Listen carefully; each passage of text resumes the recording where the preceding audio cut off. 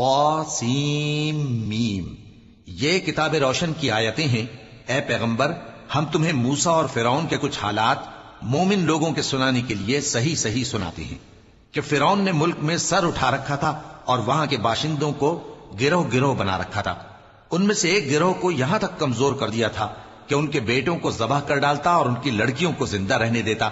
بے شک وہ مفسدوں میں تھا، اور ہم چاہتے تھے کہ جو لوگ ملک میں کمزور کر دیے گئے ہیں ان پر احسان کریں اور ان کو پیشوا بنائیں اور انہیں ملک کا وارث بنائیں، اور ملک میں ان کو قدرت دیں، اور فرعون اور حامان اور ان کے لشکر کو وہ چیز دکھا دیں جس سے وہ ڈرتے تھے۔ اور ہم نے موسیٰ کی ماں کی طرف وہی بھیجی کہ اس کو دودھ پلاؤ، پھر جب تم کو اس کے بارے میں کچھ خوف پیدا ہو تو اسے دریا میں ڈال دینا، اور نہ تو خوف کرنا اور نہ رنج کرنا، ہم اس کو تمہارے پاس واپس پہنچا دیں گے اور بعد میں اسے پیغمبر بنا دیں گے۔ سو فرعون کے لوگوں نے اس کو اٹھا لیا، اس لیے کہ نتیجہ یہ ہونا تھا کہ وہ ان کا دشمن اور ان کے لیے موجب غم ہو۔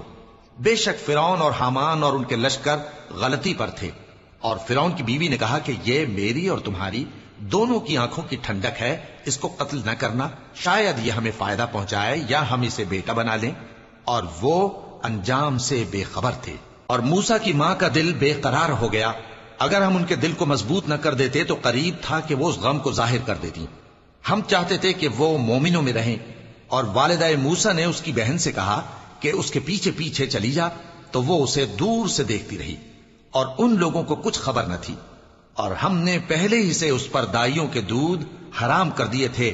تو موسیٰ کی بہن نے کہا کہ میں تمہیں ایسے گھر والے بتاؤں کہ تمہارے لیے اس بچے کو پالیں اور اس کی خیر خواہی سے پرورش کریں۔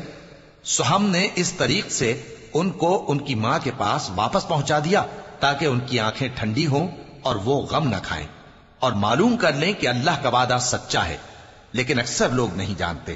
اور جب موسیٰ جوانی کو پہنچے اور بھرپور جوان ہو گئے تو ہم نے ان کو حکمت اور علم عنایت کیا، اور ہم نیکوکاروں کو ایسا ہی بدلہ دیا کرتے ہیں۔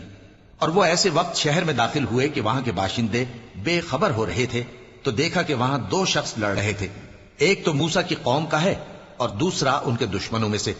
تو جو شخص ان کی قوم میں سے تھا اس نے دوسرے شخص کے مقابلے میں جو موسیٰ کے دشمنوں میں سے تھا مدد طلب کی، تو موسیٰ نے اس کو مکہ مارا اور اس کا کام تمام کر دیا۔ کہنے لگے کہ یہ تو شیطانی کام ہوا، بے شک وہ انسان کا دشمن ہے، کھلا بہکانے والا ہے۔